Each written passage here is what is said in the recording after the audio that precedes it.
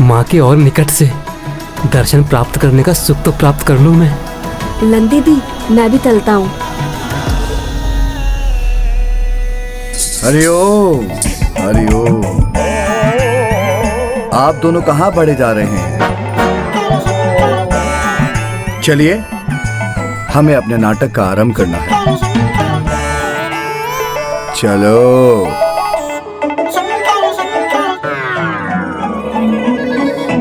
अर्थात माता को संशय तो था, किंतु एक बार पुनः उन्हें पिताश्री का वास्तविक परिचय ज्ञात होने से रह गया। हाँ गौरी पुत्र, उन्हें उनकी उपस्थिति का आभास तो हो रहा था, किंतु प्रभु सुनट नर्तक उनके द्वारा स्वयं को पहचाने जाने में बाधा उत्पन्न कर रहे थे। फिर शीघ्र वो दिव्य और अद्भुत संगीत नाट्य आरंभ हुआ। प्रभु सुनट नर्तक अर्थात आदि नट ने संसार के समक्ष अपना प्रथम अद्भुत नाट्य प्रस्तुत किया।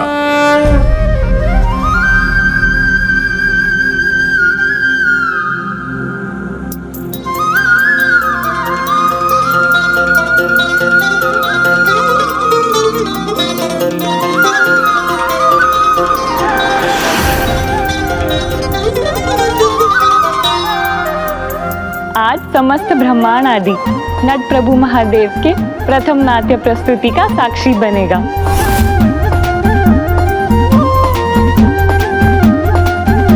प्रभु महादेव ने अपने नाट्य हेतु कितने रुचिकर प्रसंग का चुनाव किया है, वो तो स्वयं अर्थात महादेव और श्री हरि नारायण दोनों के पात्र निभाएंगे।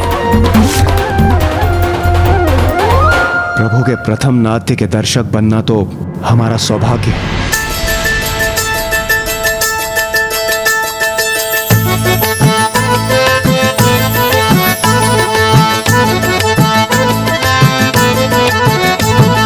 सुनो सुनो सुनो सुनो सुनो सुनो सुनो कथाएं महान, हरि और शिव का जिसमें गुणगान, भक्तों की भक्ति को देते हैं मान, महिमा से अपनी करे है कल्याण। सुनो सुनो सुनो कथाएं महान, हरि और शिव का जिसमें गुणगान।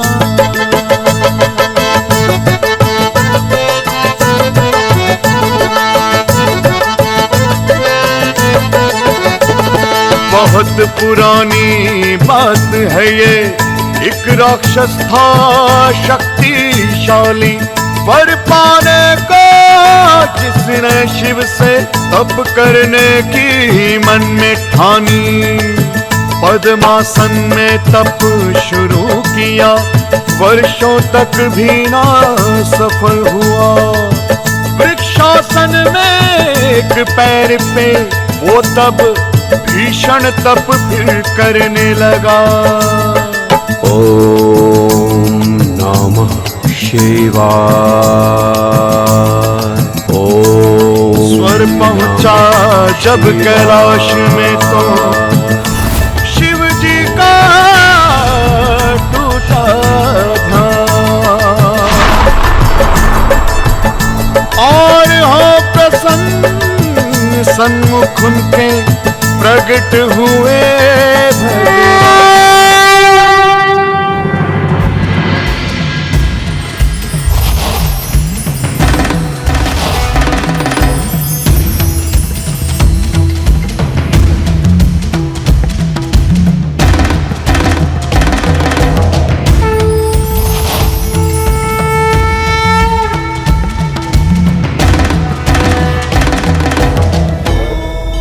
नहीं, ये प्रभु नट रूप में कैसे हो सकते हैं?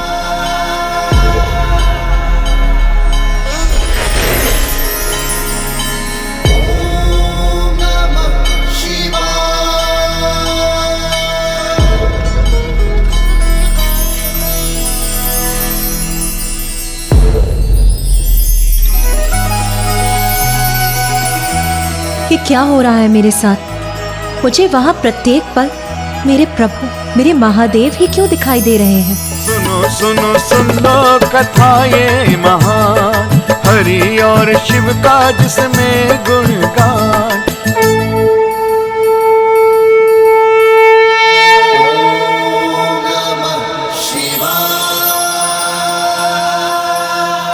प्रभु तब स्वीकार करो मेरा, शक्ति ऐसी दे दो वर में, जिस सर पर दायां हाथ रखूं हो जाए भस्म वो एक क्षण में।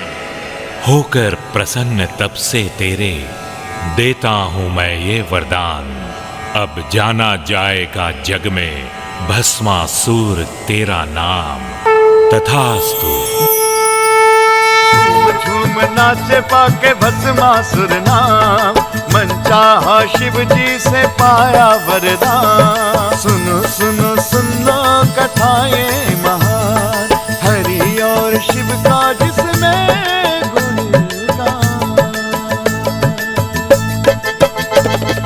आभास नहीं था शिव जी को त्याग ले क्षण घटने वाला, वरदान परीक्षण उन पे ही भस्मासुर है करने वाला।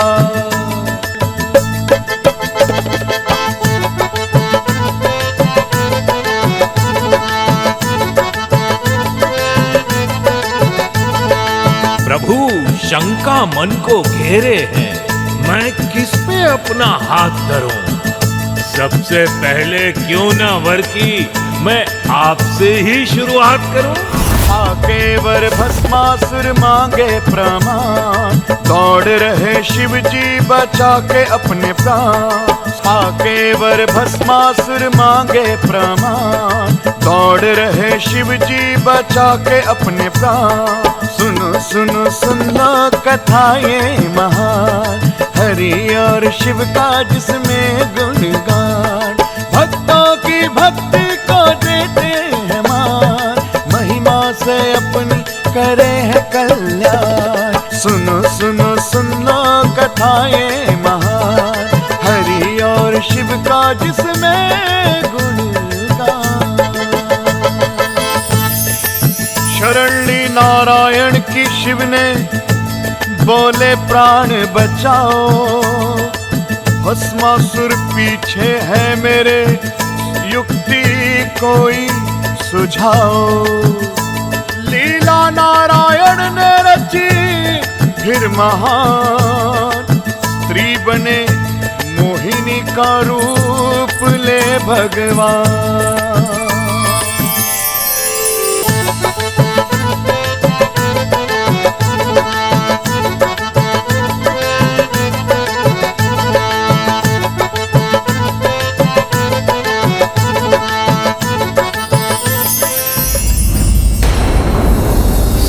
सुंदरी, मन को तुमने मोह लिया मेरे, आज विवाह करूंगा मैं तुमसे, स्वीकार करो प्रस्ताव आज। पारंगत नृत्य में जो न माने अपनी हार, ऐसा जीवन साथी हो तो कर लूं मैं स्वीकार। मुद्राएं मेरे जैसी तुम करके मुझे दिखाना, भूल कहीं भी की तुमने तो भूल मुझे भी जाना, तो भूल मुझे भी जाना। थिरक थिरक थिरके कंठ, थिरक थिरक थिरके नयन, थिरक थिरक थिरके कंठ, थिरक थिरक थिरके नयन। करे चपल भस्मासुर मोहिनी का अनुकरण।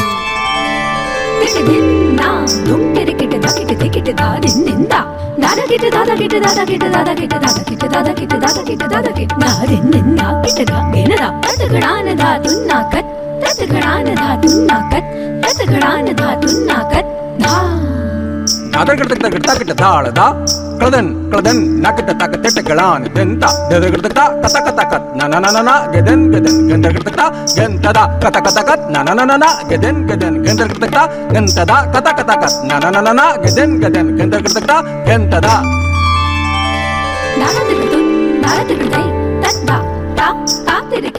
अद्भुत अप्रतिम। घंटारान दंता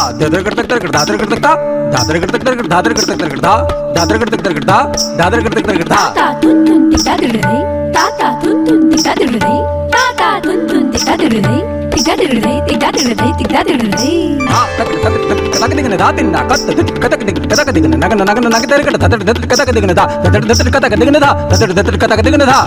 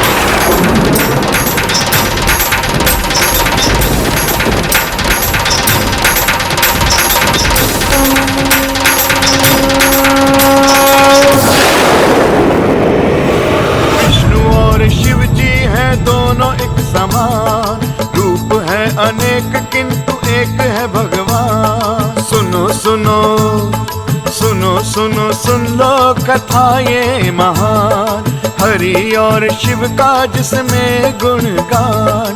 भक्तों की भक्ति को देते हैं मान, महिमा से अपनी करे है कल्याण। सुनो सुनो सुन लो कथा ये महान, हरि और शिव का जिसमें गुणगान।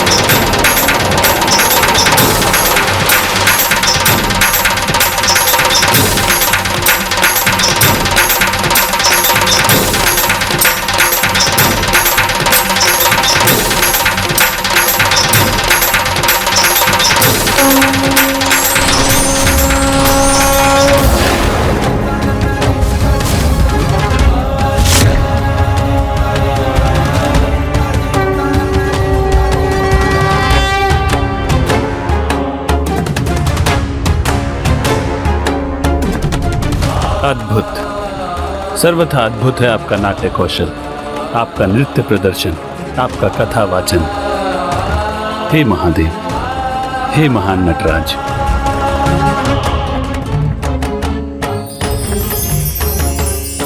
जय हो प्रभु नटेश्वर की। प्रभु नटेश्वर की जय हो।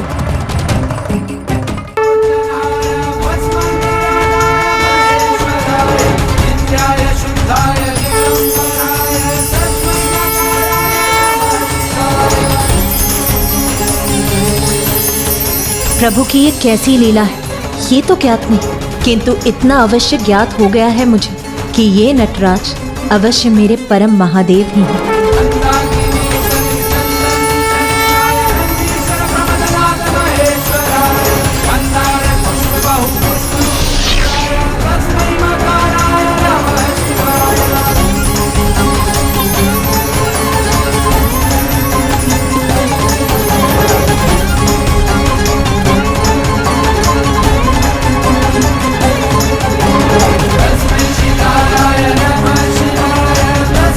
Bye.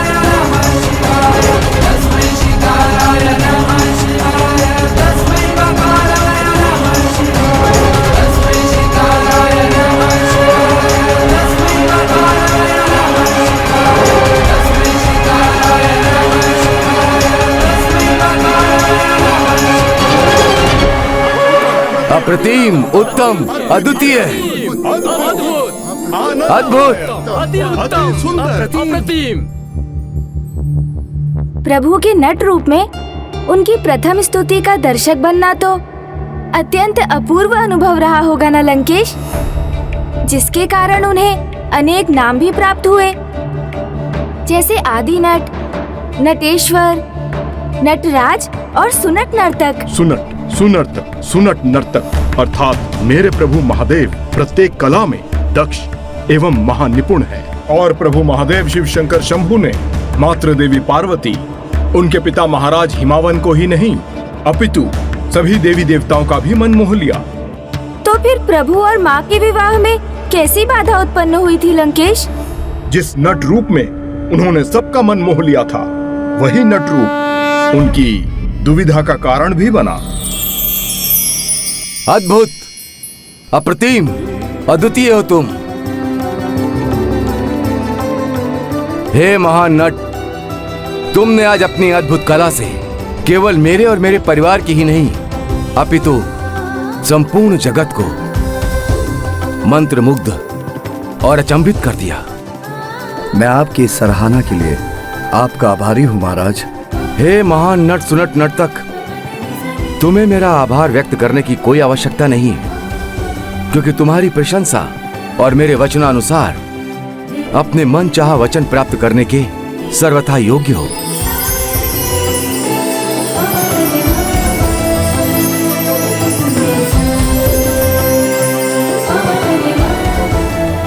अब मुझे ये ज्ञात हो चुका है कि इन नट के रूप में ये मेरे स्वामी ही हैं। तो सभी के समक्ष प्रभु के वास्तविक परिचय को उजागर करने के पूर्व मुझे ये भी ज्ञात करना चाहिए कि उनकी इस लीला के पीछे क्या कारण है। बोलिए नटराज, मुझसे क्या प्राप्त करने की इच्छा है आपकी? आप जो भी इच्छा व्यक्त करेंगे वो अवश्य पूर्ण होगी। महाराज, मैं आपसे आपकी पुत्री देवी पार्वती से विवाह करने का इच्छुक हूं।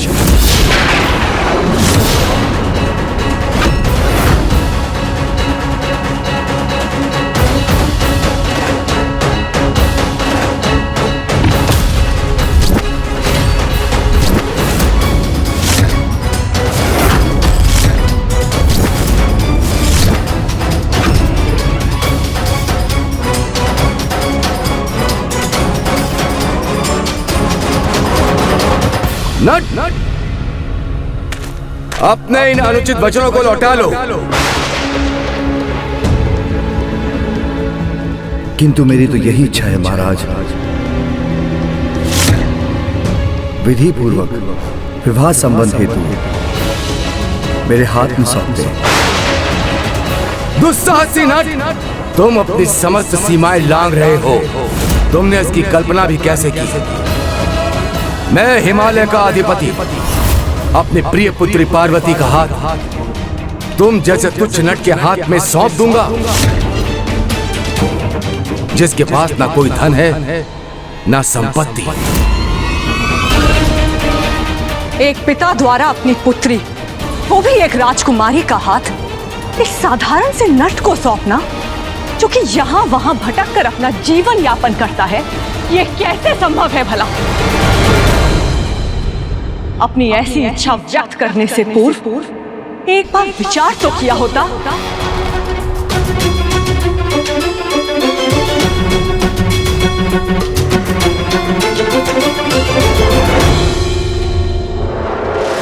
प्रभु, अब तो मुझे पूर्ण विश्वास हो गया है कि ये आपकी लीला है, किंतु आपकी इस लीला के पीछे आपका क्या आशय है? मुझे कोई संकेत तो दीजिए कि मुझे अब क्या करना चाहिए।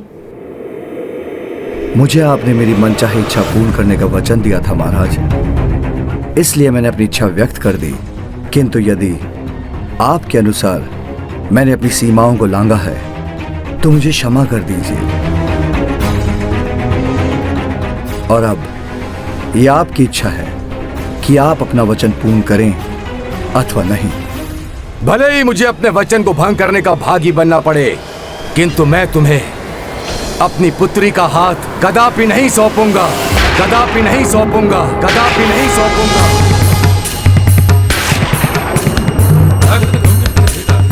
मैं वचन देता हूँ समस्त मर्यादाओं का पालन करते हुए आपके माता पिता द्वारा स्वेच्छा से उसका कन्यादान के साथ वैदिक विधि से संपन्न होगा हमारा ब्रह्म विवाह। यदि मैंने अभी इस स्थिति में हस्तक्षेप किया तो बिना अनुमति के मेरा कुछ कहना पुत्री की मर्यादा के विपरीत होगा। यदि तुम्हारी कोई अन्य इच्छा होती तो मैं उसे अवश्य पूर्ण करता, किंतु तुम्हारी ये इच्छा पूर्ण करना मेरे लिए असंभव है।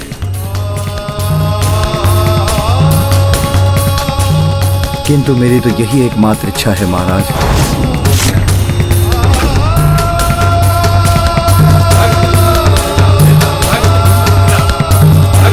लंकेश, पिताश्री ने माँ को वचन दिया था कि वो ब्रह्म विवाह करने के उपरांत ही उनका सानिध्य प्राप्त करेंगे, किंतु उसके लिए जिसके लिए नानाजी महाराज हिमावन की अनुमति अनिवार्य थी, परंतु नानाजी तो इस विवाह के विरुद्ध थे।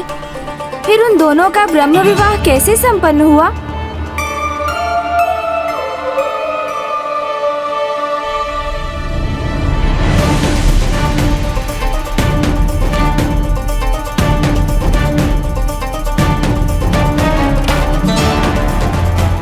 मुझे बताइए ना लंकेश, ब्रह्म विवाह तो माता पिता की अनुमति के बिना सर्वथा असंभव है, तो फिर प्रभु ने क्या किया?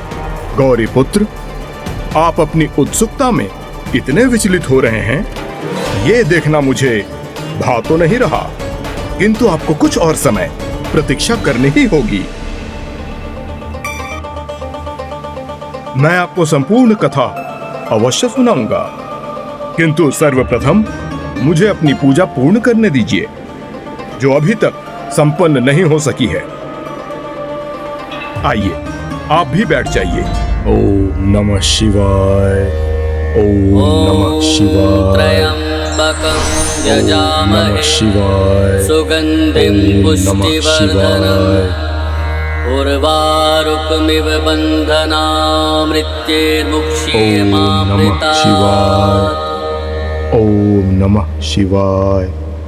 चिंता मत कीजिए गौरी पुत्र, अब मैं पुनः प्रकट हो गया हूँ और आपको कथा सुनाने का दायित्व मेरा है।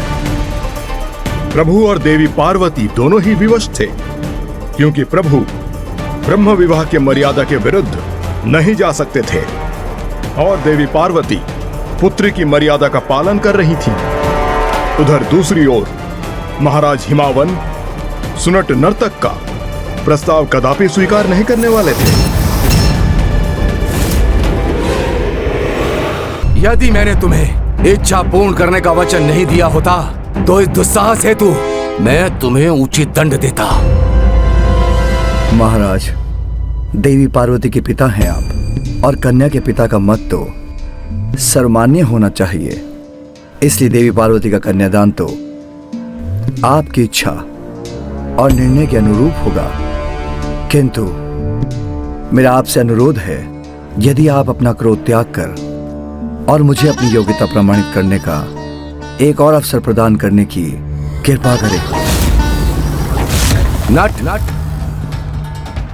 तुम्हारी कथा के अनुसार भस्मासुर का इतना भयंकर अंत हुआ क्योंकि उसने अनुचित इच्छा की थी, वही तुम भी कर रहे हो। ऐसी इच्छा जो तुम्हें नहीं करनी चाहिए।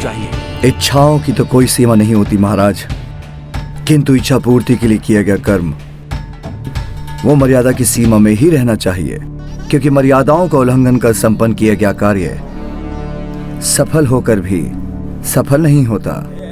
अपने आत्मसम्मान को स्थिर रखकर मर्यादाओं का उल्लंघन ना करे तो सफलता दूर नहीं होती।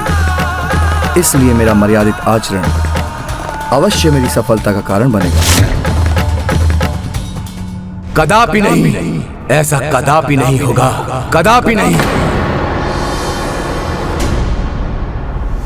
महाराज, आप कन्या के पिता हैं, जो एक बहुत बड़ा उत्तरदायित्व है।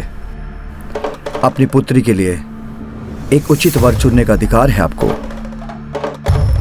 किंतु एक पिता होने का एक और भी दायित्व है, अपनी पुत्री की इच्छा ज्ञात करना कि वो विवाह हेतु किसी को अपनी योग्यता एवं चरित्र प्रमाणित करने का एक अवसर प्रदान करना चाहती है अथवा नहीं।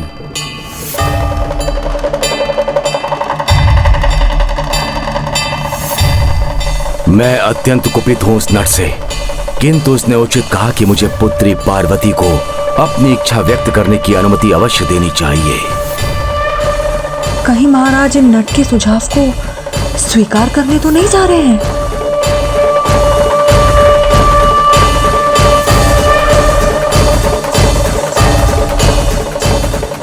महाराज,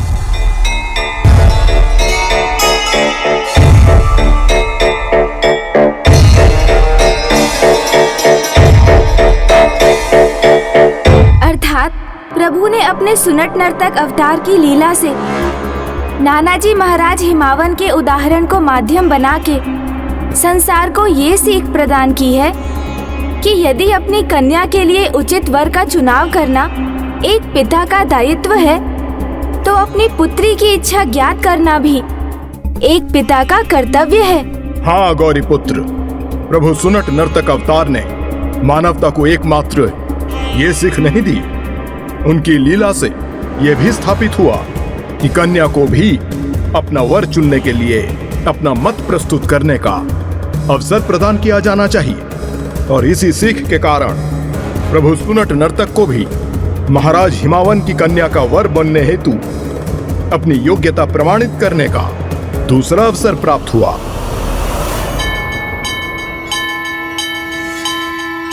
मेरी पुत्री तुम्हें एक अवसर और देना चाहती है, इसीलिए मैं तुम्हें अपनी योग्यता सिद्ध करने हेतु अनुमति देता हूं। महाराज, आपने मुझे अवसर दिया जिसके लिए मैं आपका आभारी हूं, अन्यथा मर्यादा की रक्षा हेतु मैं यहां से प्रस्थान कर चुका होता, क्योंकि मेरा विश्वास है किसी भी कार्य की संपूर्णता मर्यादित आचरण से ही प्राप्त हो सकती है। इसलिए विवाह का प्रस्ताव भी मर्यादित होना चाहिए।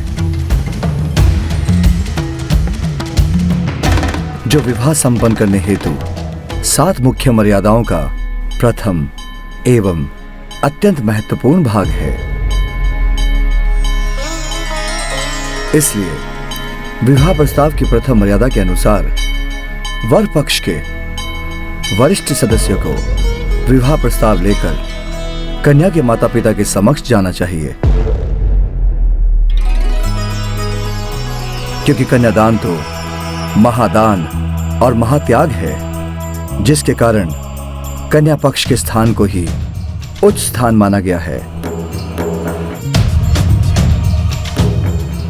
दूसरी मर्यादा बड़ों का आदर सम्मान, क्योंकि दोनों पक्षों के वरिष्ठ सदस्य विशेष रूप से पितामह एवं पितामही यदि वो जीवित हैं तो उनके अथवा माता पिता के आशीर्वाद से ही ब्रह्म विवाह पूर्ण होता है। उनकी अनुमति और सहमति के बिना विवाह संपन्न अवश्य हो जाए, किंतु पूर्ण नहीं होता। तीसरी मर्यादा लेन देन से संबंधित है। विवाह का संबंध व्यापार के संबंध से नहीं जोड़ा जा सकता, इसलिए उसमें शुभकामनाओं के अतिरिक्त किसी भी प्रकार का लेन देन कदापि नहीं होना चाहिए। और जब वर पक्ष को वधू के रूप में गृहलक्ष्मी और वधू पक्ष को कन्यादान जैसा अतुल्य महापुण्य प्राप्त हो, तो ऐसे शुभ कार्य में किसी भी अन्य का लेन देन होना तो सर्वथा अनुचित है।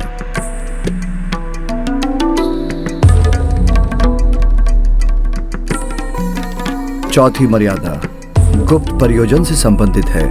यदि विवाह किसी भी गुप्त प्रयोजन हेतु हो रहा हो तो संपूर्णता प्राप्त नहीं करता, अर्थात वो ब्रह्म विवाह नहीं होता, क्योंकि विवाह संबंध स्थापित करने में किसी भी स्वार्थ का कोई स्थान नहीं। आपने सर्वथा उचित कहा देवी, क्योंकि मर्यादाओं को निभाए बिना कोई भी कार्य न तो शुभ होता है और न ही पूर्ण होता है।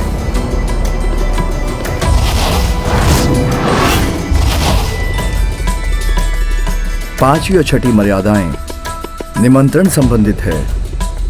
मर्यादा के अनुसार विवाह निमंत्रण सदैव परिवार के वरिष्ठतम सदस्य की ओर से जाना चाहिए और प्रथम निमंत्रण प्रथम पूज्य विघ्नहर्ता गणेश जी को ही भेजा जाना चाहिए, क्योंकि विघ्नहर्ता होने के कारण वो शुभ कार्यों से सभी विघ्नों को दूर रखते हैं।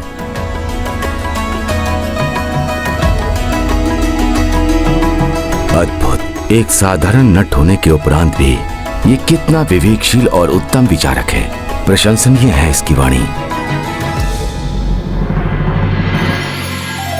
चाहे ये कितना भी बुद्धिमान, कितना भी उत्तम एवं गुणवान वक्ता क्यों ना हो, किंतु ये मेरी पुत्री से विवाह करने योग्य नहीं है। मैं इस निर्धन नट को अपनी पुत्री कभी नहीं दूंगी।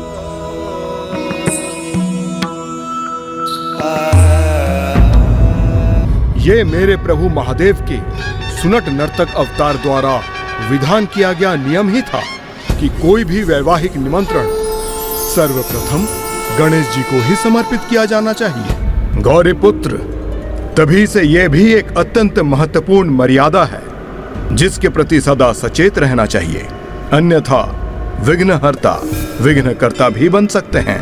जो अनुचित उद्देश्य से कोई कार्य करते हैं, मैं तो मात्र उन्हीं के लिए विघ्न उत्पन्न कर उनका ही विघ्नकर्ता बनता हूँ। आपने उचित कहा गौरी पुत्र। लंकेश, ये तो मात्र आपने 6 मर्यादाओं का वर्णन किया, तो 7वीं मर्यादा क्या है? ओम नमः शिवाय, ओम नमः शिवाय, ओम नमः शिवाय, ओम नमः शिवाय। ओहो, ये लंकेश तो बिना कुछ बोले ही पूजा ध्यान में लीन हो गए। ओम नमः शिवाय। आपकी उत्सुकता को बढ़ाने के लिए आपको इतनी प्रतीक्षा कराना पर्याप्त था गौरी पुत्र। तो सुनिए, अब मैं आपको सुनाता हूं कि प्रभु शिव शंकर शंभु के अनुसार सर्वाधिक महत्वपूर्ण 7वीं मर्यादा का क्या आधार था। कन्यादान विवाह में सर्वाधिक महत्वपूर्ण विधि है और ये 7वीं मर्यादा भी है, क्योंकि कन्यादान के बिना कोई भी विवाह पूर्ण नहीं होता और कन्यादान किसी प्रकार के भी भय, संशय अथवा दबाव में नहीं करना चाहिए, अन्यथा ये शुभ कार्य अपूर्ण ही रह जाता है। जैसा कि मैंने पूर्व में भी कहा, कन्यादान से बड़ा कोई महादान नहीं और जिसे भी कन्यादान करने का सौभाग्य प्राप्त हो उसे उस अवसर से कदापि पीछे नहीं हटना चाहिए।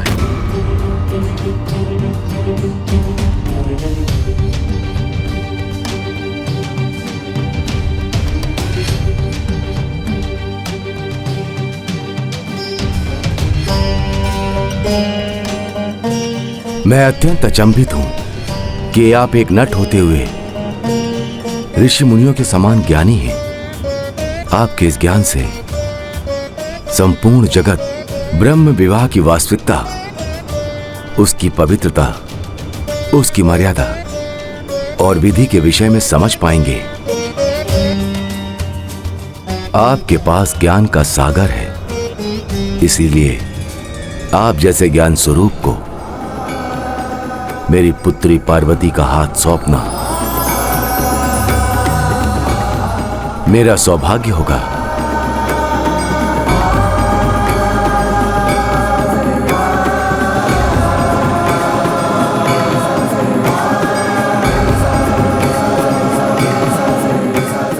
किंतु अंतिम निर्णय मेरी पुत्री पार्वती का होगा। यदि उसे यह विवाह स्वीकार है और इस विवाह से आप दोनों प्रसन्न होते हो, तो इस विवाह के लिए मेरी अनुमति अवश्य है।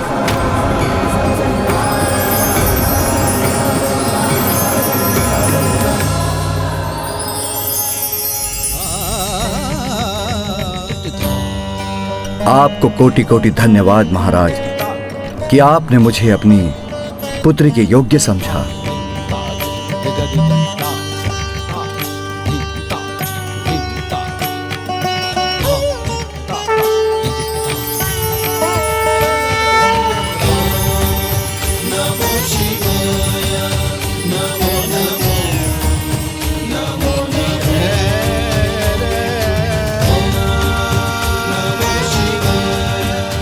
मुझे आपके चारों ओर ईश्वरी ऊर्जा का आभास हो रहा है। यदि यह आभास मेरा सत्य है तो कृपा करके मुझे अपने वास्तविक रूप में दर्शन देने की कृपा करें।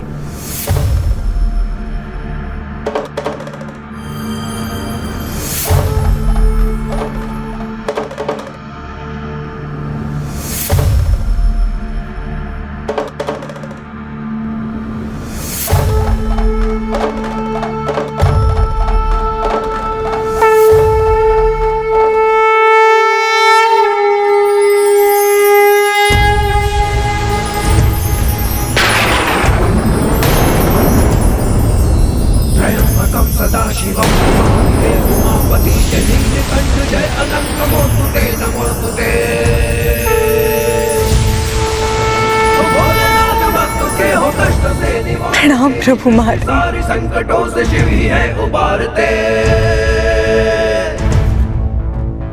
ओम नमः शिवाय, ओम नमः शिवाय, ओम नमः शिवाय, ओम नमः शिवाय, ओम नमः शिवाय, ओम नमः शिवाय।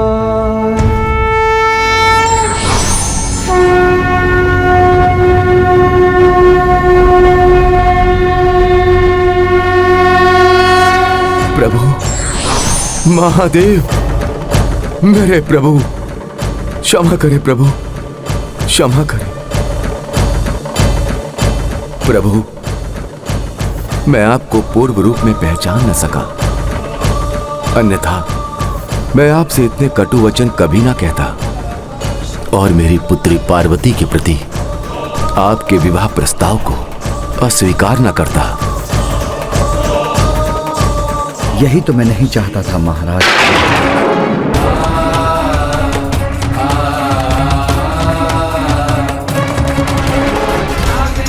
प्रभु, मैं इसका इच्छुक नहीं था कि मेरे वास्तविक स्वरूप के दर्शन कर आप मेरे प्रभु तत्व से प्रभावित होकर आप अपनी पुत्री देवी पार्वती के जीवन के संबंध में इतना महत्वपूर्ण निर्णय लें। इस विषय पर बिना किसी प्रभाव और दबाव के पूर्ण सोच विचार अवश्य करना चाहिए, क्योंकि अपने सुंदर नर्तक अवतार के समान मैं भी यहाँ वहाँ भ्रमण करता रहता हूँ। मेरे पास ना तो एक राजकुमारी के लिए कोई उपयुक्त निवास है और ना ही उनको देने हेतु सुख सामग्री। मैं तो कैलाश पर्वत का आभारी हूँ कि वो मेरे निवास के रूप में मेरे ध्यान के स्थल बना।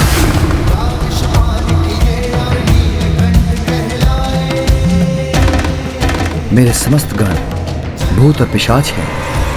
अन्य सभी के आभूषण तो स्वर्ण और रजत के होते हैं, किंतु मेरा आभूषण तो नाग है। अर्थात मेरे पास आपकी पुत्री को देने के लिए मात्र मेरा प्रेम है। इसलिए मेरे प्रभुत्व के अतिरिक्त विचार कीजिए। मुझे ईश्वर नहीं, सुन्नत नर्तक मानकर ही एक पिता की दृष्टि से देखिए और फिर निर्णय लीजिए कि मैं आपकी पुत्री के योग्य हूं अथवा नहीं।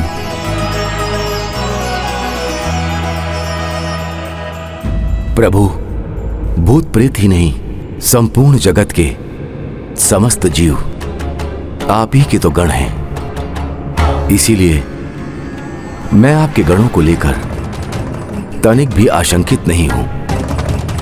कैलाश ने आपको स्थान प्रदान किया है तो आपने कैलाश को संपूर्ण सृष्टि प्रदान की है। इसलिए इस समस्त संसार में जिसका भी अस्तित्व है वो केवल आपके कारण है। इसलिए आप मेरे जमाता बनेंगे, ये मेरा परम सौभाग्य होगा। और प्रभु, मैं तो उस क्षण के लिए अत्यंत उत्सुक हूं जब आपकी बारात के साथ आपका आगमन यहां होगा। नहीं महाराज, नहीं महाराज, नहीं महाराज, नहीं महाराज, नहीं महाराज, नहीं महाराज, नहीं महाराज। उसके पूर्व अभी वो संपन्न होना शेष है, जो प्रथम मर्यादा के अनुसार अत्यंत महत्वपूर्ण है।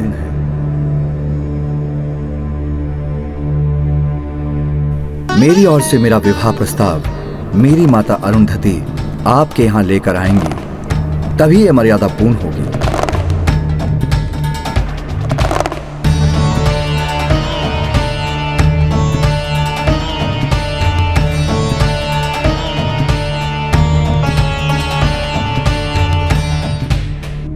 तो ये थी मेरे प्रभु महादेव शिव शंकर शंभू के नट अवतार प्रभु सुनट नर्तक की कथा। अपने इस अवतार में प्रभु ने कितनी सुंदरता से आने वाली पीढ़ियों के लिए एक अत्यंत उत्तम उदाहरण प्रस्तुत किया है कि उनके द्वारा कभी अपने माता पिता की इच्छाओं का निरादर नहीं होना चाहिए, और यदि माता पिता उनके संबंध को स्वीकार ना करें तो भी निरंतर उनको मनाने का प्रयास कर उनकी अनुमति अवश्य प्राप्त करनी चाहिए, जैसे स्वयं प्रभु ने किया। अर्थात इस प्रकार माँ और पिताश्री का विवाह संपन्न होने के उपरांत प्रभु सुनट नर्तक के अवतार का प्रयोजन भी पूर्ण हुआ। ओम नमः शिवाय, ओम नमः शिवाय। लंकेश, क्या हम प्रभु के सुनट नर्तक अवतार की स्तुति आरंभ करें? मैं तो उनके दर्शन करने के लिए अति उत्सुक हूँ।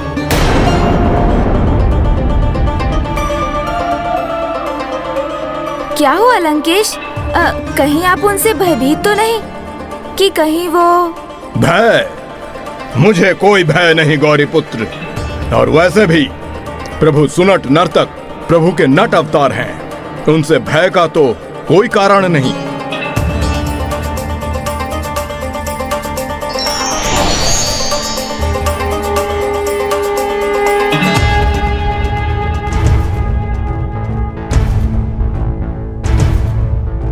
त्रयंबकं सदाशिवं नमामि हे उमापति जय नीलकंठ जय अनंत नमोस्तुते नमोस्तुते।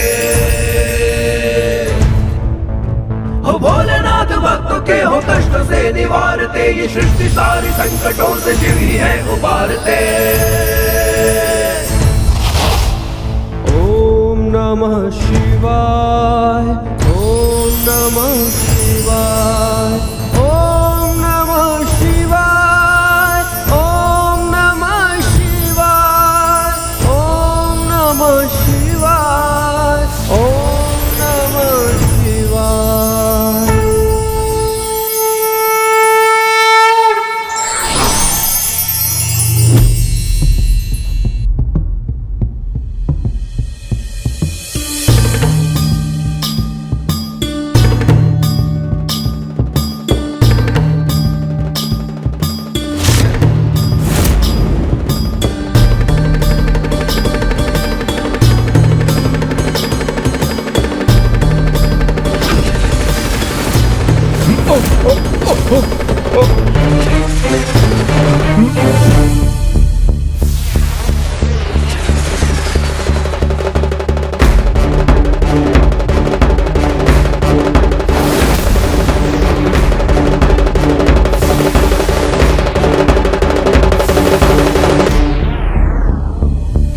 ये प्रभु वीरभद्र, प्रभु भैरव और प्रभु शरव के समान प्रभु के योद्धा स्वरूप नहीं हैं, किंतु इन्होंने तो यहाँ आते ही मेरे हाथों से आत्मलिंग विलग कर दिए। क्या तुम वास्तव में आत्मलिंग प्राप्त करने के योग्य हो? योग्य हूँ योग्य प्रभु।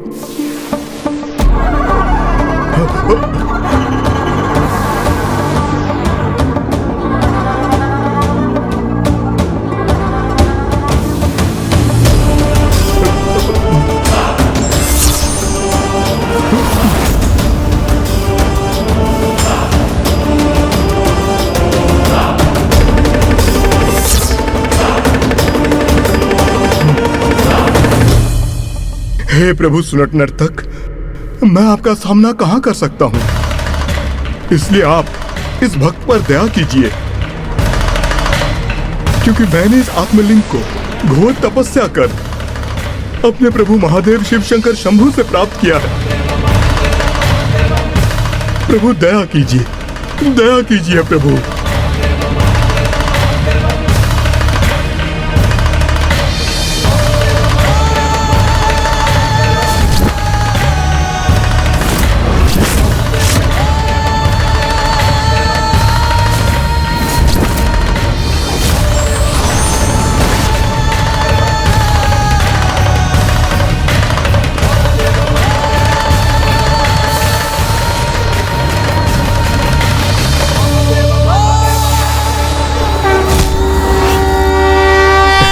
धन्यवाद प्रभु।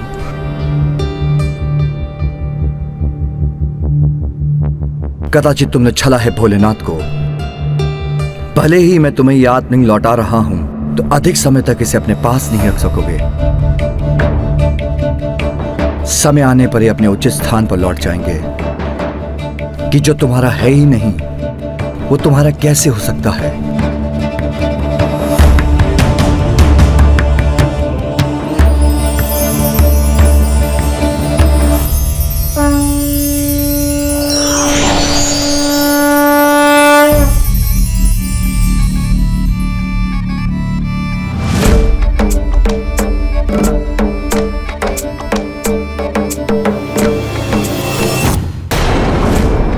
लंकेश, प्रभु आपको चेतावनी देकर गए हैं और आप प्रसन्न हो रहे हैं। गौरी पुत्र, मैं प्रभु शिव शंकर शंभु के अवतार के चेतावनी से क्यों चिंतित हूँ, जब स्वयं प्रभु ने ही अपने आत्मलिंग को मुझे प्रदान किया है। हाँ, मैं कुछ चकित अवश्य हूँ कि प्रभु सुनट नर्तक प्रभु शिव शंकर शंभु के अवतार हैं और उनकी ही उदारता से परिचित नहीं। मेरे प्रभु शिव शंकर शंभु तो ऐसे हैं कि यदि कोई भक्त भक्ति भाव से उनसे दुग्ध मांग लें, तो वो उसके लिए संपूर्ण क्षीर सागर ही उत्पन्न कर दे।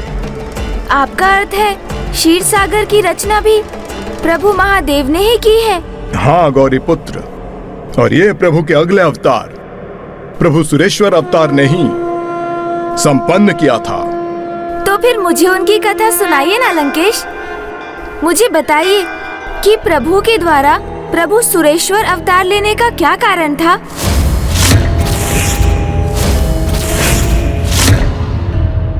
प्रभु के इन अवतार का तो एक ही उद्देश्य था कि इनके उदाहरण से संसार को यह ज्ञात हो कि सत्य, पुण्य और भक्ति तीनों के पथ पर अग्रसर रहने वाले के समक्ष बहुत बाधाएं उत्पन्न होती हैं, किंतु उन बाधाओं को पार करते हुए जो आगे बढ़ता है वही अपने लक्ष्य को प्राप्त करने में समर्थ होता है और स्वयं को संसार के इतिहास में स्थापित करता है। जैसे मैं और प्रभु के आत्मलिंग को प्राप्त कर मैंने भी जगत के समक्ष एक उत्तम उदाहरण प्रस्तुत किया है। जैसे मैं आपको अन्य भक्तों की कथा सुना रहा हूं, एक दिवस इसी प्रकार मेरी भी कथा कहीं कही जाएगी और आपकी कथा से सभी को ये सीख प्राप्त होगी कि उचित और अनुचित का भेद क्या है।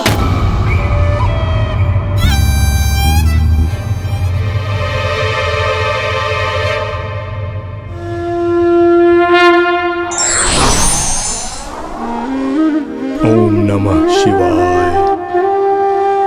तो मैं अब आपको प्रभु शिव शंकर शंभु के भक्त उपमन्यु की कथा सुनाता हूं।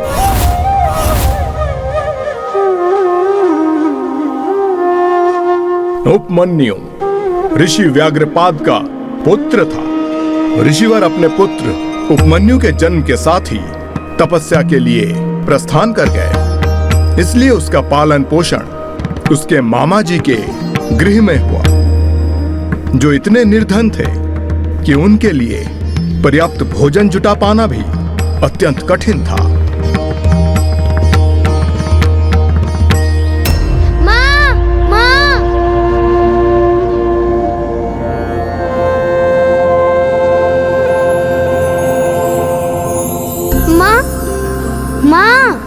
भूख भोजन दीजिए ना।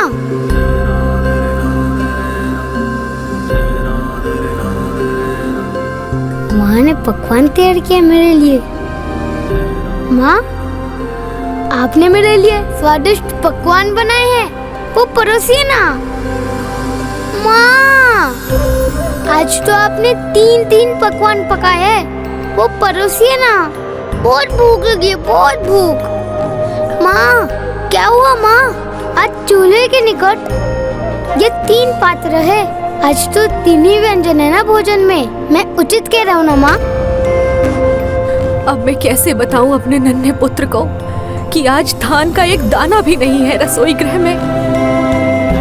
आपने बता दी तो मैं स्वयं देख लूंगा कि भोजन में क्या है। रुको उपमन्यु, बहुत ऊष्मा है, मैं परोसती हूँ।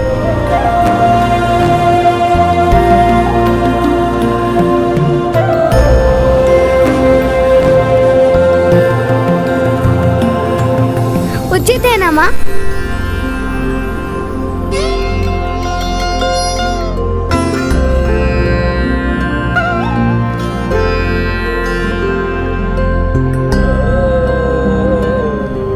आज तो अवश्य 3 व्यंजनों का भोजन करने का आनंद आएगा मुझे। माँ, शीघ्र से कीजिए ना।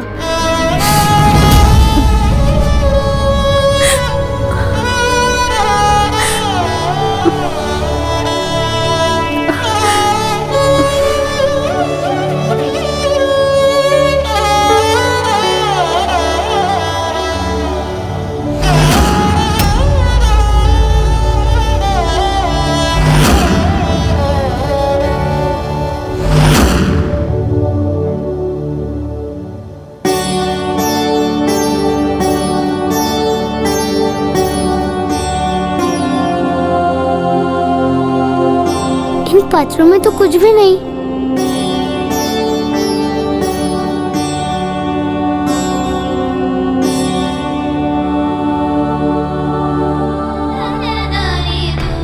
ये क्या माँ? ये तो किसी भी प्रकार के भोजन से रिक्त है। इनमें तो कुछ भी नहीं है। अरे पुत्र, ये देखो, दाल, खीर, पूड़ी सब तो है। ये 3 भांति के विशेष व्यंजन तो है, और ये इतने दिव्य हैं कि अदृश्य ही रहते हैं, दिखाई नहीं देते। इनका तो अनुभव ही कर सकते हैं। और देखो, कितनी अच्छी सुगंध भी आ रही है ना? मुझे तो कोई सुगंध नहीं आ रही। आएगी जब मैं भोजन परोसूंगी।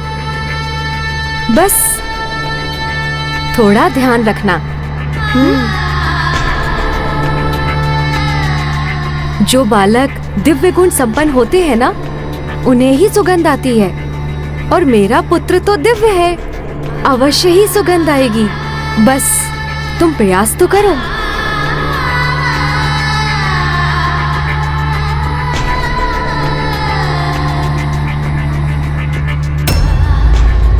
ये दाल है।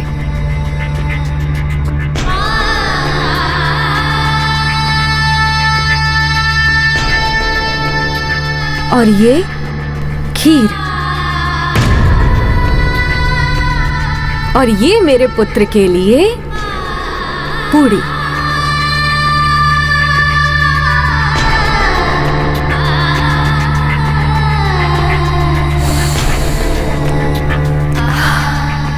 अब बताओ पुत्र, सुगंध आई?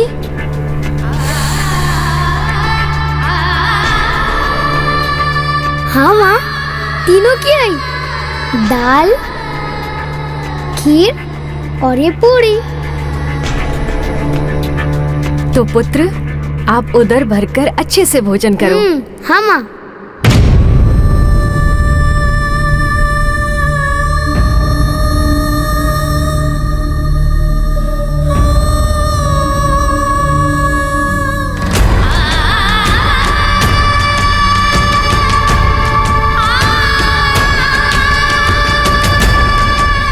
कितनी लाचार हूँ मैं कि अपने पुत्र को परोसने के लिए मात्र झूठे स्वप्न ही है मेरे पास।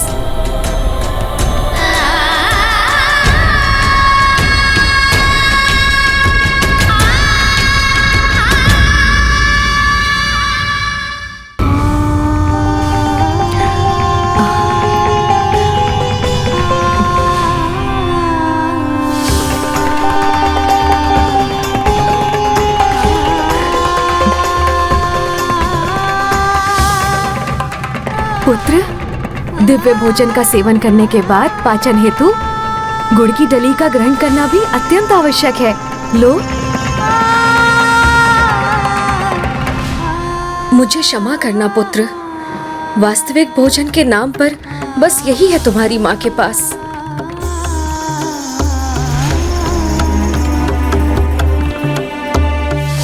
माँ, आपने भी तो दिव्य पकवानों का आहार किया है, तो इस गुड़ का एक भाग आपको भी ग्रहण करना चाहिए। ये लीजिए माँ, खाइए।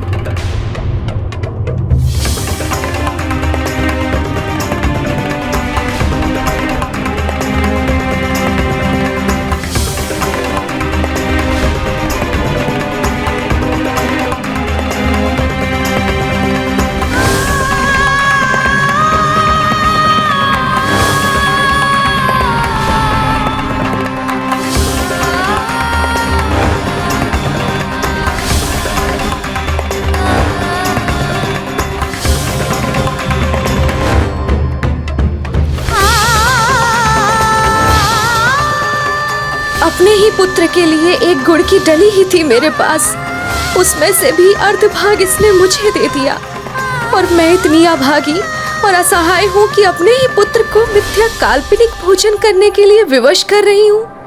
हे प्रभु, इस प्रकार कब तक जीवन यापन करेंगे हम? अर्थात दोनों माँ और पुत्र को मात्र एक गुड़ की डली से अपनी भूख मिटाने पर विवश होना पड़ा। हाँ गौरी पुत्र, यही अदृश्य भोजन बालक उपमन्यु के घर जैसे प्रतिदिन ही पकने लगा और दोनों माँ और पुत्र उसी में संतुष्ट होकर सो जाते थे। फिर एक दिवस, अरे भीमा, चलो टीले के पास जो मंदिर है वहाँ जाकर क्रीड़ा करते हैं। हाँ हाँ, चलो चलो क्रीड़ा करते हैं। पहले मैं ये दूध पान कर लेता हूँ।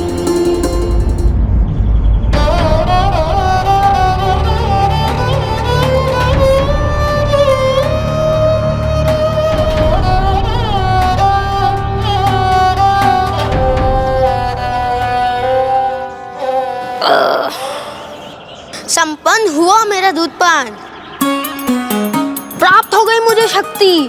अब कहो कहाँ चलना है?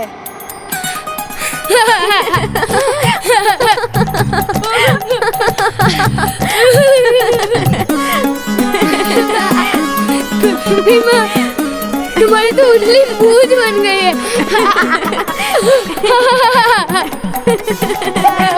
तो क्या हुआ?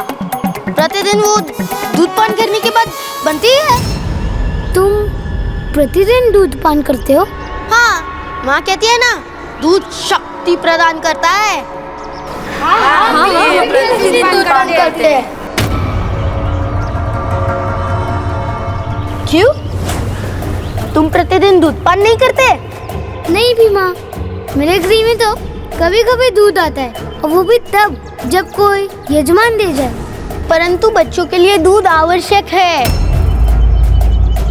कोई बात नहीं, हमारे गृह में गौ माता है, उनकी कृपा से यहाँ दूध की कोई कमी नहीं है। मैं माता को बोल के तुम्हारे लिए एक पात्र दूध लेके आता हूँ।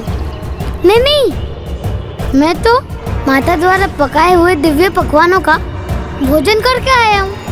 मेरा उधर तो पहले से ही भरा है।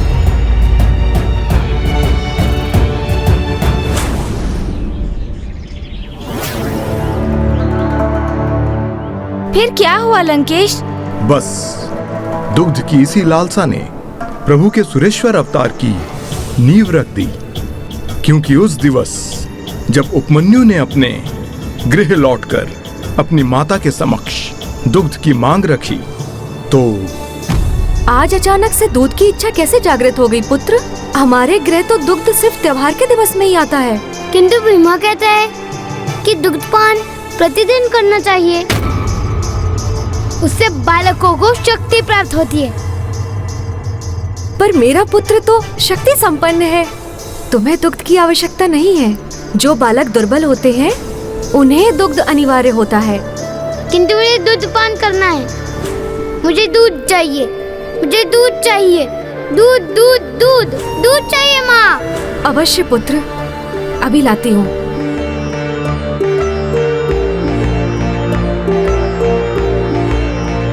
ये लो, दुग्ध पान करो। नहीं माँ, नहीं, दिव्य दूध नहीं। मुझे तो वो दूध चाहिए जो दिखाई देता हो, जिससे मेरी मूछें उत्पन्न हो। मुझे वो दूध दीजिए ना मुझे वो दूध।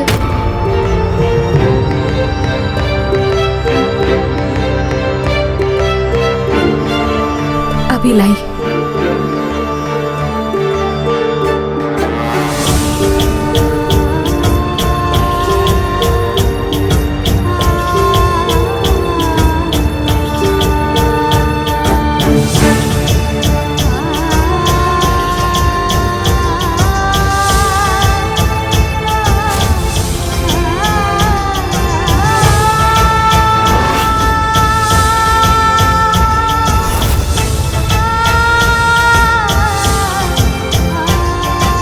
कितने दुख की बात है, दुग्ध के स्थान पर मैं अपने पुत्र को आटे का घोल देने पर विवश हूँ।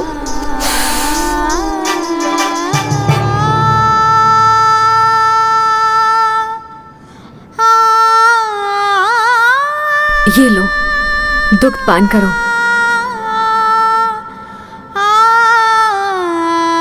धन्यवाद माँ।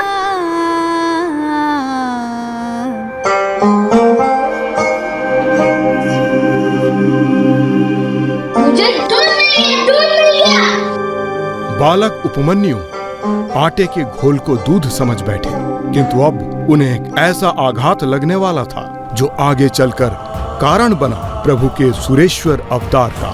वो अवतार जिसके कारण ही दुग्ध का महासागर अर्थात क्षीर सागर का निर्माण हुआ।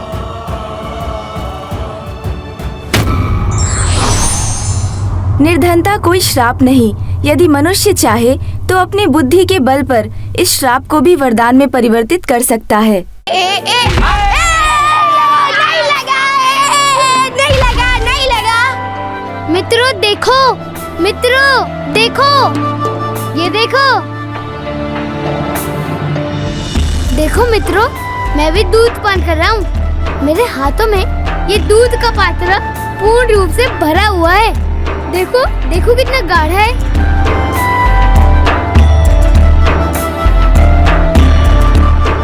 देखो मित्रों, देखो, ये वास्तविक दूध नहीं है।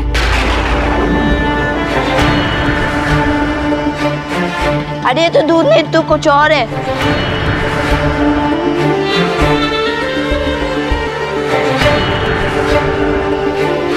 अरे ये दूध में आटे का घोल है।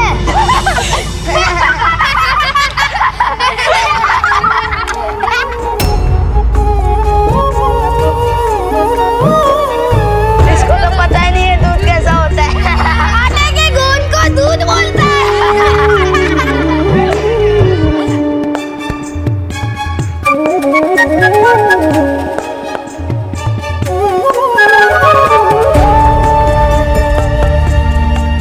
क्या ये सत्य में दूध नहीं है?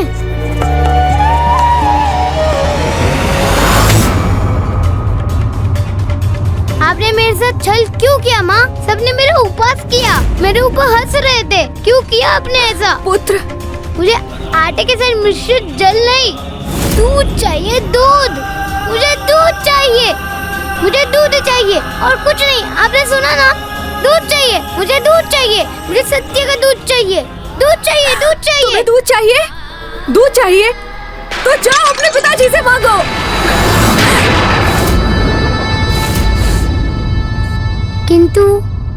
किंतु मैंने तो कभी पिताश्री को देखा ही नहीं। मैं उन्हें कहाँ ढूंढूं माँ?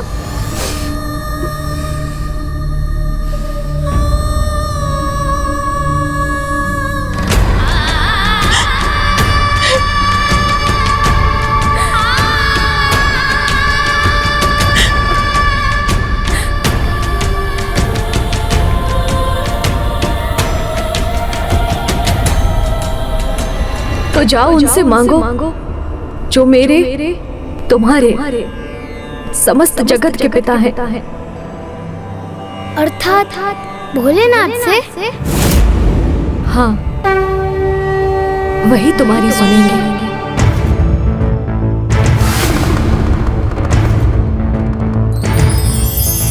तो क्या बालक उपमन्यु ने अपनी तपस्या आरंभ कर दी? एक प्रकार से तो उसका तप यहीं से आरंभ हो चुका था गौरी पुत्र। अब बालक उपमन्यु रात्रि हो या दिवस, नित्य कर्म में लिप्त हो या फिर क्रीड़ा में, वे प्रभु महादेव से बस एक ही इच्छा व्यक्त करते थे। हे भोलेनाथ, मुझे दूध चाहिए। हे भोलेनाथ, मुझे दूध चाहिए। मुझे अधिक मात्रा में दूध प्रदान कीजिए। ओम नमः शिवाय। हे भोलेनाथ, मुझे दूध चाहिए। मुझे अधिक मात्रा में दूध प्रदान कीजिए। हे भोलेनाथ, मुझे दूध चाहिए। मुझे अधिक मात्रा में दूध प्रदान कीजिए। हे भोलेनाथ, मुझे दूध चाहिए। मुझे अधिक मात्रा में दूध प्रदान कीजिए। हे भोलेनाथ, मुझे दूध चाहिए। मुझे अधिक मात्रा में दूध प्रदान कीजिए। हे भोलेनाथ, मुझे दूध चाहिए। मुझे अधिक मात्रा में दूध प्रदान कीजिए। हे भोलेनाथ, मुझे दूध चाहिए। मुझे अधिक मात्रा में दूध प्रदान कीजिए। हे भोलेनाथ, मुझे दूध चाहिए। मुझे अधिक मात्रा में दूध प्रदान कीजिए। हे भोलेनाथ, मुझे दूध चाहिए। मुझे अधिक मात्रा में दूध प्रदान कीजिए। हे भोलेनाथ, मुझे दूध चाहिए। मुझे अधिक मात्रा में दूध प्रदान कीजिए। हे भोलेनाथ, मुझे दूध चाहिए। मुझे अधिक मात्रा में दूध प्रदान कीजिए। हे भोलेनाथ, मुझे दूध चाहिए। मुझे अधिक मात्रा में दूध प्रदान कीजिए। हे भोलेनाथ, मुझे दूध चाहिए। मुझे अधिक मात्रा में दूध प्रदान कीजिए। हे भोलेनाथ, मुझे दूध चाहिए। मुझे अधिक मात्रा में दूध प्रदान कीजिए। हे भोलेनाथ, मुझे दूध चाहिए। प्रभु, ये नन्हा बालक कितनी श्रद्धा से आपसे अनुरोध कर रहा है, फिर आप इस पर अपनी दया क्यों नहीं दिखा रहे दया निधान? जो फल तपस्या के उपरांत प्राप्त हो वही उचित होता है देवी। कठोर तपस्या के बिना प्राप्त फल का कोई मूल्य नहीं होता देवी।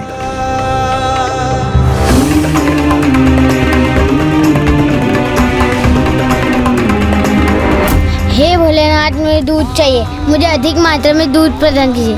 हे भोलेनाथ, मुझे दूध चाहिए। मुझे अधिक मात्रा में दूध प्रदान कीजिए। हे भोलेनाथ, मुझे दूध चाहिए। मुझे अधिक मात्रा में दूध प्रदान कीजिए। हे भोलेनाथ, मुझे दूध चाहिए। मुझे अधिक मात्रा में दूध प्रदान कीजिए। हे भोलेनाथ, मुझे दूध चाहिए। मुझे अधिक मात्रा में दूध प्रदान कीजिए। पुत्र, ये क्या कर रहे हो तुम? आप ही ने तो कहा था माँ कि भोलेनाथ से दूध मांगो, तो भोर से वही मांग रहा हूँ। और अब तो रात्रि भी हो गई है, किंतु ना ही परमपिता महादेव आए और ना ही उन्होंने मेरे लिए दूध भेजा।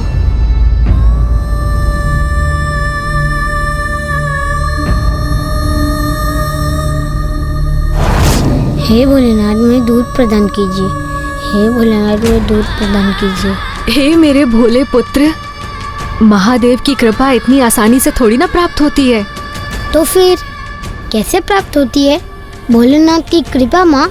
उसके लिए कठोर तपस्या करनी पड़ती है, तभी शिव की कृपा के अधिकारी बना जा सकता है।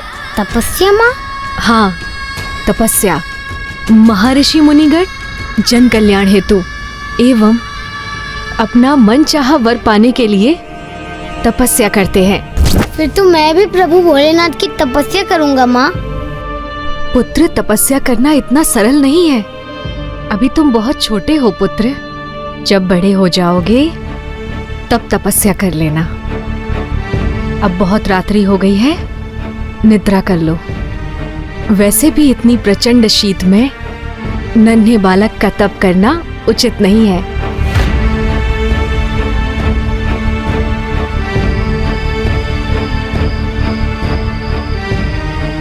महादेव की कृपा इतनी आसानी से थोड़ी ना प्राप्त होती है। उसके लिए कठोर तपस्या करनी पड़ती है, तभी शिव की कृपा के अधिकारी बना जा सकता है। तो जाओ उनसे मांगो, जो मेरे तुम्हारे समस्त जगत के पिता हैं, वही तुम्हारी सुनेंगे। महादेव की कृपा इतनी आसानी से थोड़ी ना प्राप्त होती है। उसके लिए कठोर तपस्या करनी पड़ती है। महादेव की कृपा इतनी आसानी से थोड़ी ना प्राप्त होती है, तभी शिव की कृपा के अधिकारी बना जा सकता है।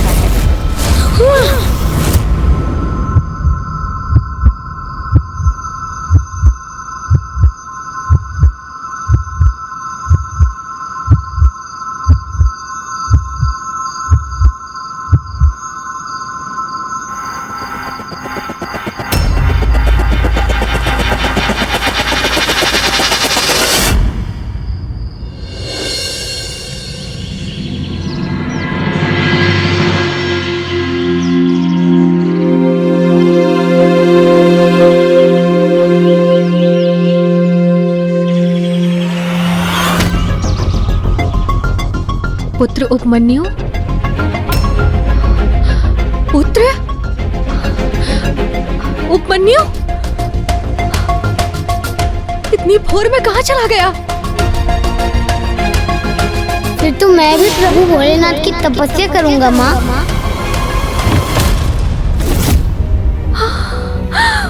पुत्र उपमन्यु उपमन्यु उपमन्यु कहाँ गया मेरा पुत्र? पुत्र उपमन्यु पुत्र कहाँ गया मेरा पुत्र? उपमन्यु उपमन्यु एक बालक ही तो है, तब के लिए कैसे जा सकता है?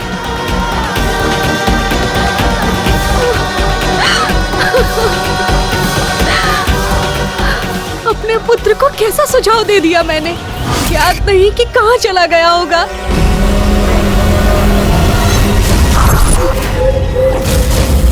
और कहाँ होगा पुत्र?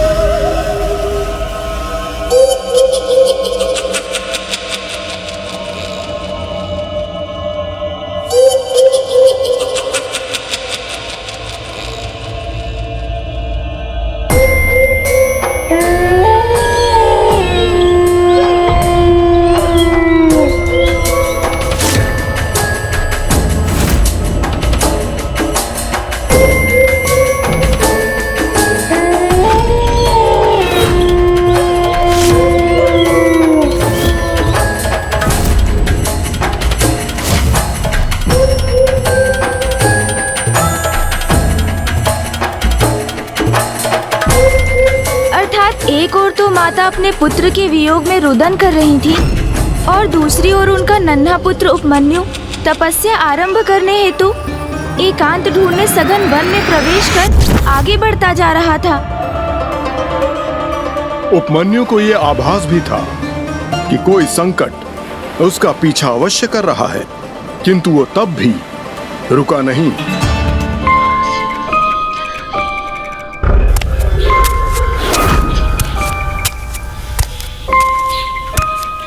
मुझे ज्ञात है कि एक घना वन संकटों से भरा पड़ा है, किंतु मैं किसी भी दशा में अपनी तपस्या पूर्ण कर प्रभु महादेव को प्रसन्न करूंगा और उनसे दूध प्राप्त करके ही रहूंगा। ये वन घना प्रतीत होता है, मुझे अपनी तपस्या यहीं आरंभ करनी चाहिए।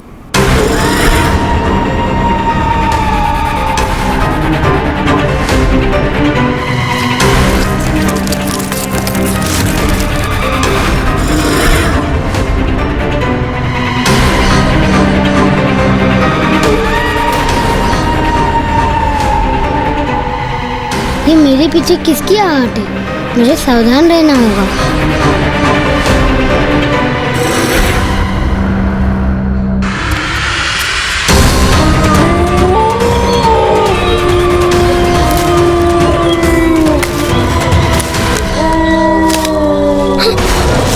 ये कैसी ध्वनि थी? कौन है यहाँ मेरे निकट?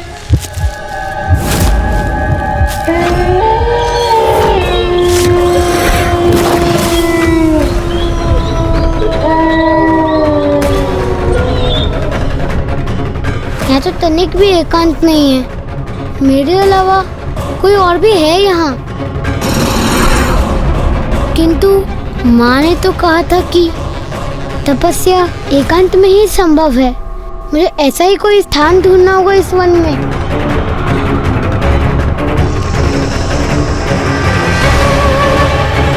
मुझे उस प्रकाश की ओर बढ़ना चाहिए, वही इस अंधकार से बाहर निकलकर भयमुक्त होऊंगा मैं।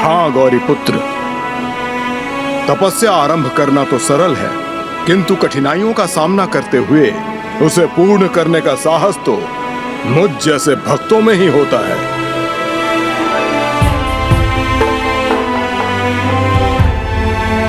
ओम नमः शिवाय, ओम नमः शिवाय। कठिन परिस्थितियों से सामना करने का मेरा साहस और मेरी शक्ति अत्यंत दुर्लभ है। और जहां तक उपमन्यु का प्रश्न है, उसकी तपस्या में तो आरंभ से ही बाधाएं प्रकट होने लगी थी।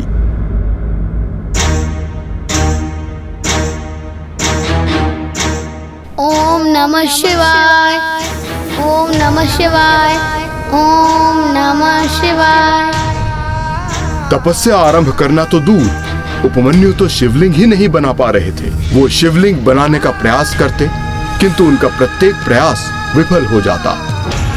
ओम नमः शिवाय, ओम नमः शिवाय, ओम नमः शिवाय।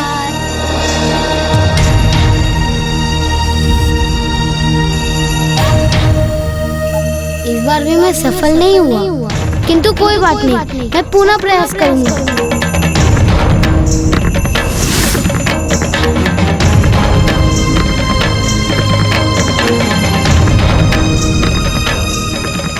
कदाचित अपना स्थान परिवर्तित कर मुझे प्रभु के पार्थिव शिवलिंग का निर्माण करना चाहिए।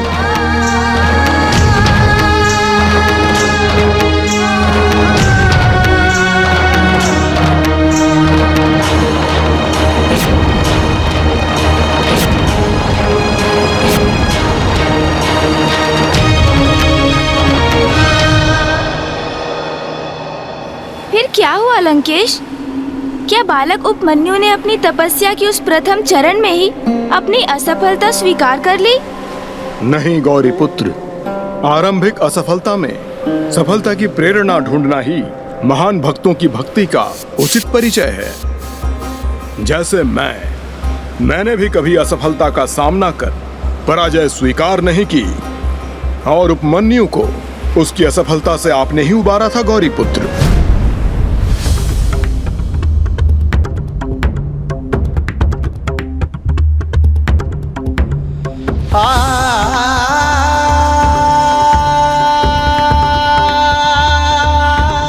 सभी स्थानों में मैं विफल हो रहा हूँ। स्थान परिवर्तित करने का कोई लाभ नहीं हुआ। कदाचित मुझसे ही कोई भूल हो रही है।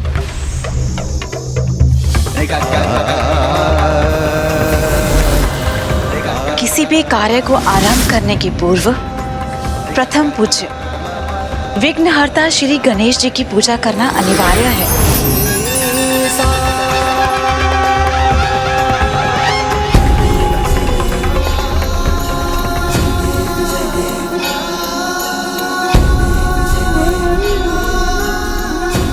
हे विघ्नहर्ता गणेश जी, मुझ पर ऐसी कृपा कीजिए कि मेरी तपस्या हेतु प्रभु के पार्थिव शिवलिंग का निर्माण कर सकूं।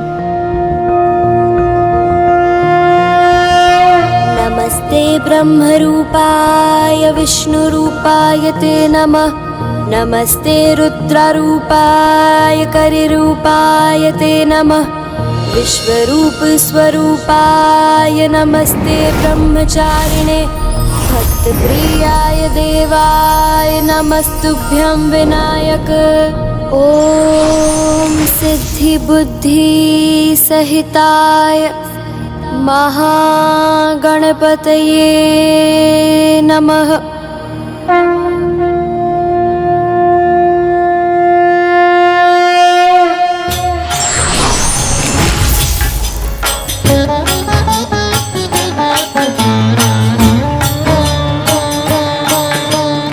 ओम नमः शिवाय, ओम नमः शिवाय, ओम नमः शिवाय, ओम नमः शिवाय, ओम नमः शिवाय, ओम नमः शिवाय, ओम नमः शिवाय, ओम नमः शिवाय, ओम नमः शिवाय, ओम नमः शिवाय, ओम नमः शिवाय, ओम नमः शिवाय, ओम नमः शिवाय, ओम नमः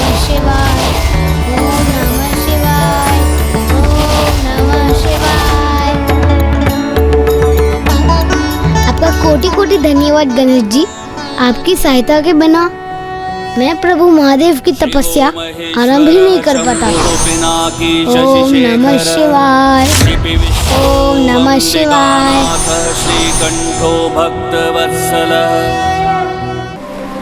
लंकेश, यदि बालक उपमन्यु ने तप की इतनी ऊर्जा का संचय कर लिया था, तो अति शीघ्र प्रभु उसके तप से प्रसन्न भी हो गए होंगे।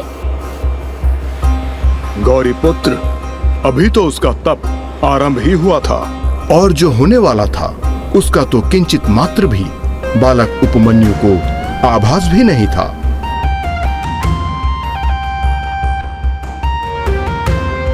ओम नमः शिवाय, ओम नमः शिवाय, ओम नमः शिवाय, ओम नमः शिवाय, ओम नमः शिवाय, ओम नमः शिवाय, ओम नमः शिवाय, ओम नमः शिवाय। स्वामी, आपके नन्हे भक्त ने अपने तप से आपके दर्शन हेतु पर्याप्त ऊर्जा एकत्रित कर ली है। अब तो उसे दर्शन देने की कृपा कीजिए स्वामी। देवी, भक्ति और सुकर्म के पद पर अभी विफलता रूपी उस बालक ने एक ही बाधा का सामना किया है और उसमें विजय भी प्राप्त की है, किंतु सुपथ पर चलने वालों के मार्ग में अनेकों बाधाएं आती हैं, जैसे प्रलोभन, ध्यान का भटना, बल रूपी बाधा और अहित की आशंका। इसलिए उसे स्वयं को मेरे दर्शन करने हेतु सर्वथा योग्य प्रमाणित करना होगा। इन सभी विकट बाधाओं को सामना करना होगा। ओम नमः शिवाय, ओम नमः शिवाय, ओम नमः शिवाय। तब तो मुझे भी इस अद्भुत बालक की परीक्षा लेने की अनुमति दीजिए स्वामी, कि उसमें प्रलोभन से संघर्ष करने की क्षमता है अथवा नहीं।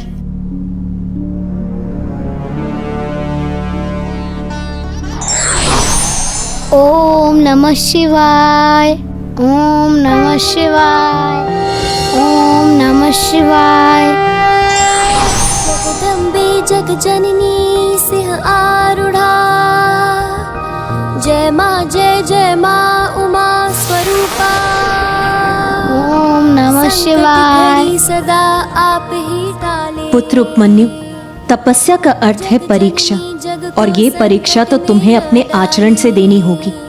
इसके प्रथम चरण में मैं तुम्हारे समक्ष माता कामधेनु का रूप धारण कर तुम्हारी निष्ठा का परीक्षण करूंगी। उमा स्वरूपा। ओम नमः शिवाय।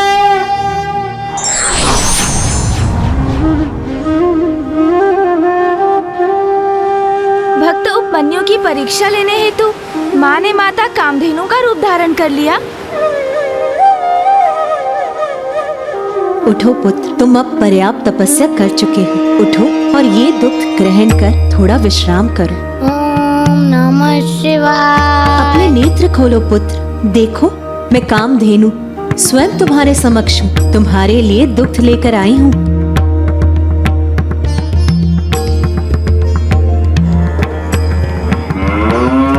हे कामधेनु माता, मुझे अपने दिव्य दर्शन देने के लिए कोटि कोटि धन्यवाद, किंतु मुझे क्षमा कीजिए माता, मुझे ये दूध अस्वीकार करना होगा। चिंता मत करो पुत्र, ये वो आटे का घोल नहीं जो विवश होकर तुम्हारी माँ ने तुम्हारे पान करने हेतु तुम्हें प्रदान किया था।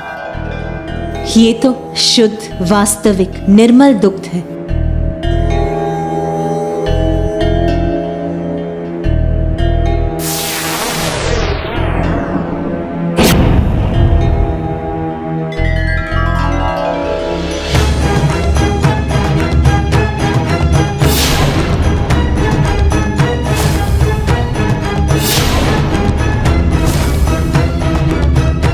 वो महादेव की तपस्या करते हैं, उनको प्रसन्न करने की साधना करते हैं और तब तक अपनी तपस्या में लीन रहते हैं जब तक वो महादेव को प्रसन्न ना करें।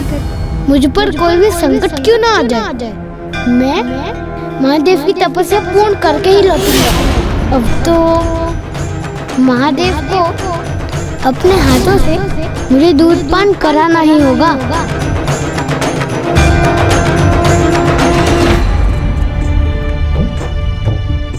अरे ये दूध नहीं, आटे का घोल है।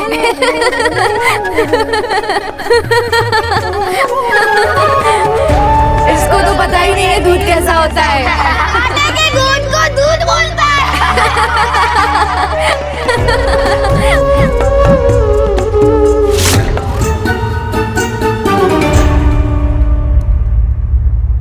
माता, मैं इस दूध को आपका आशीर्वाद मानकर स्वीकार करता हूँ, किंतु मैं इसका पान नहीं कर सकता। किंतु क्यों पुत्र, तुम दुग्ध पान क्यों नहीं कर सकते? क्या दुग्ध की प्राप्ति हेतु ही तुमने ये पूजा और तप आरंभ नहीं किया था पुत्र? तो फिर अब उसे अस्वीकार क्यों कर रहे हो पुत्र? क्योंकि माता, जब तक मेरा तप संपन्न नहीं होगा तब तक मैं किसी प्रकार का जलपान नहीं करूँगा। ये कैसा अनुचित प्रण है तुम्हारा पुत्र? ईश्वर तो कभी भी अपने भक्तों को स्वयं कष्ट में डालते नहीं देखना चाहते। वो कदापि नहीं चाहते कि उनका कोई भी भक्त भूखा प्यासा रह जाए। माता, भले ही प्रभु मुझसे ये इच्छा ना रखे, किंतु मुझे ज्ञात है कि त्याग के बिना कोई सुफल प्राप्त नहीं होता, और त्याग से ही भक्त अपने प्रभु के प्रति अपनी श्रद्धा का परिचय देता है, जिसके लिए वो अपने सर्वस्व का त्याग कर सकता है, जीवन प्रदान करने वाले भोजन का भी, किंतु भक्ति का त्याग वो कभी नहीं करता। इसलिए मैं भी भोजन और जल रहित तपस्या तब तक करते रहूंगा जब तक स्वयं महादेव मुझे दर्शन देकर अपने हाथों से मुझे दूध पान न करवा दे। इसलिए मुझे प्रभु शिव के अभिषेक हेतु इस दूध का प्रयोग करने की अनुमति दीजिए माता। तथास्तु। तुम्हारी भक्ति और समर्पण भाव से मैं अति प्रभावित हूँ बालक उपमन्यु। जिस दुग्ध के लिए तुम रात्रि और दिवस मुझे स्मरण करते रहे, उसे तुमने मुझे ही अर्पित कर दिया। किंतु पुत्र, अभी ना तो तुम्हारा तप संपन्न हुआ है और ना ही तुम्हारी परीक्षा, अभी तो कुछ और भी शेष है। ओम नमः शिवाय, ओम नमः शिवाय। परीक्षाएं जीवन में चुनौती बनकर अवश्य आती हैं, किंतु यही चुनौतियां सफलता का आधार भी तय करती हैं।